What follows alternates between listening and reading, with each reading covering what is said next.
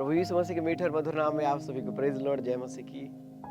मैं वचन पढ़ रहा था मेरे प्रियो, मत्ती रचित सुसमाचार उसका 24वां अध्याय और उसका 13वां वचन। और खुदा का पाक कलाम में लिखा हुआ है, जो अंत तक धीरज धरे रहेगा उसी का उद्धार होगा। पता है, ये जो समय है हमारे जीवन के लिए बड़ा ही कठिन समय है, क्योंकि टेक्नोलॉजी बहुत ज़्यादा बढ़ गया है और आधुनिक चीज़ें आई, हमारे इर्द गिर्द बहुत सारी चीज़ देखने को मिलती है।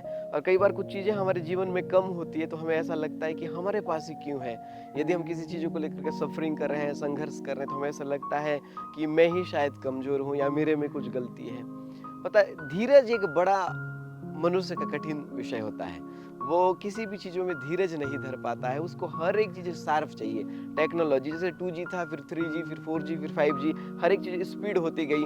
पहले गाड़ियों में टेक्नोलॉजी कम था, अभी एडास का भी फीचर्स आ गया। ऐसे कई प्रकार की चीज़ें हैं जो हमारे जीवन के अंदर में बदलाव आया है और हम तेज़ी से बढ़ना चाहते हैं। पर तेज़ी से बढ़ने के लिए मेरे प्रियो, हमको पेशेंस का होना हमारे लाइफ में बहुत ज़रूरी है। आप सबसे पहले एक चीज़ों को तो बंद कर दीजिए, संसारिक जीवन और अपने आत्मिक जीवन को कंपेयर करना बंद कर दीजिए, क्योंकि फिजिकल लाइफ और स्पिरिचुअल लाइफ का दोनों का अपनी जगह में अलग अलग महत्व है। तो मैं आप लोगों को ये वचन के साथ में आगे ले जाने के लिए मैं एक स्टोरी बताना चाहता हूँ। एक बार क्या हुआ, हम एक घर के अंदर में मैरिज कार्यक्रम में कुछ लोगों के साथ गए हुए थे और मेरे साथ में कुछ और विलेज के गांव के कुछ बॉयज़ भी थे, लड़के भी थे, और उसमें कुछ एजुकेटेड लोग भी थे और कुछ अनएजुकेटेड भी थे। और हम जब वहाँ पर उस शादी के अंदर में गए और शादी के बाद में वो दूल्हा जो दुल्हन है, हमने उनसे मिला, भेंट मुलाकात करने के बाद अब वहाँ पर रात को खाने की बारी आई और बड़ा अच्छा स्टॉल वहाँ पर सजा हुआ था, बड़े अच्छे लोग वहाँ पर थे और ढेर सारे लोग लाइन लगे हुए थे। तो अब मेरे हाथ में भी प्लेट था और मेरे साथ में जितने लोग थे उनके पास में भी प्लेट था। अब हम लोग आगे गए, अब मेरे सामने वाला जो लड़का है उसने प्लेट को उठाया, उसके बाद में उसने सलाद लिया, पापड़ लिया, फिर रोटी, फिर चावल, फिर चिकन, फिर वेज, उसके बाद में फिर गुलाब जामुन, और प्लेट सारे तरीके से, प्लेट में जगह स्पेस कम था, ये प्लेट जो था पूरा भर गया। अब मैं केवल गया, थोड़ा सा दाल लिया और हल्का वेज लिया और 2 पूड़ी लेकर के मैं जस्ट आगे वहां पर गया। अब वो लड़का मुझे एक सवाल पूछने लगा, बोला भैया यहाँ पर इतनी सारी चीजें बनी हुई है, आप एक छोटी सी चीजों को लेकर के क्यों खा रहे हैं? मैंने बोला इसका आंसर तेरे को 5 मिनट बाद पता चलेगा। तो वो बोलता है नहीं ना, मुझे सुनना है, मुझे बताइए। मैंने बोला 5 मिनट वेट करो, आपको 5 मिनट के बाद इसका आंसर आपको पता चल जाएगा। अब मैं ठंडे दिमाग से रोटी लिया, उसके बाद में पूड़ी मेरे पास में जो था उसको तोड़ तोड़ के जस्ट मैं वेज को खा रहा था। अब वो बंदा कंफ्यूज हो गया, मैं देख रहा हूँ वो मुझे देख रहा है, वो खा नहीं रहा है। तो मैंने बोला क्या हुआ भाई? तो बोले आप तो बोले थे ना 5 मिनट में पता चल जाएगा। पता चल गया। मैंने बोला क्यों? अब सवाल ये था, उसने सारा चीज उसमें ले लिया ना, दाल चावल रोटी पूड़ी, प्लेट में जितना था अब आपस में सारा मिक्स हो गया। अब किसी एक चीज का पर्टिकुलर टेस्ट ही नहीं आ रहा है, अब पूरा प्लेट भर गया है।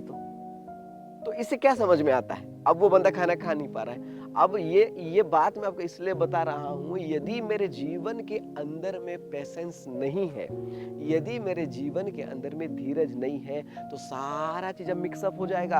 अरे भैया, किसी के पास बिल्डिंग है उसको रहने दो, आपका छोटा मकान बहुत ब्लेस है। अगर किसी के पास में बहुत ज्यादा डॉक्ट्रिन है, बहुत ज्यादा टीचिंग है, उसको करने दो। आप जिस जगह में मिनिस्ट्री करो, मिनिस्ट्री बेस्ट है। अरे लोग शोरूम के और लग्जरियस कपड़ा पहने, उनको पहने दो। आप जो पहन रहे हो आपके लिए बेस्ट है। लोगों के ज्ञान के साथ में, लोगों के वरदानों के साथ में, लोगों के धन के साथ में अपने आप को मिक्सअप मत करो, क्योंकि वचन कहता है परमेश्वर यहोवा ने आपको अपने स्वरूप और समानता में रचा है। और वचन कहता है इसलिए उस परमेश्वर के रचना पर विश्वास कर, उसके वचन को पढ़ और परमेश्वर के वचन पर ध्यान दे। और तू परमेश्वर यहोवा के वचन पर ध्यान देगा, उसके वचनों को मानेगा, उस पर धीरज के साथ विश्वास करेगा, निश्चय तेरा परमेश्वर तुझे उस लेवल में ले जा सकता है जिस लेवल में आज शैतान तुझे जाने से रोक रहा है। कलीसिया, ये छोटे से दृष्टांत से ये समझ में आया कि लोग कितना भी तेजी से आगे बढ़े, टेक्नोलॉजी के साथ आगे बढ़े, किसी भी रीति से आगे बढ़े,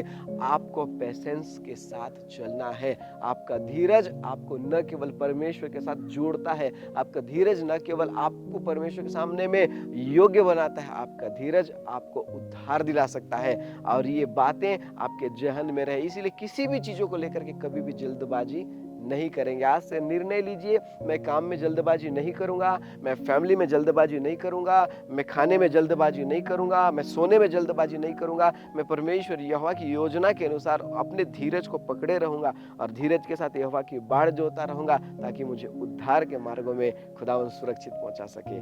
परमेश्वर छोटे से कलाम के द्वारा आप सभी को ब्लेस करे। आमीन।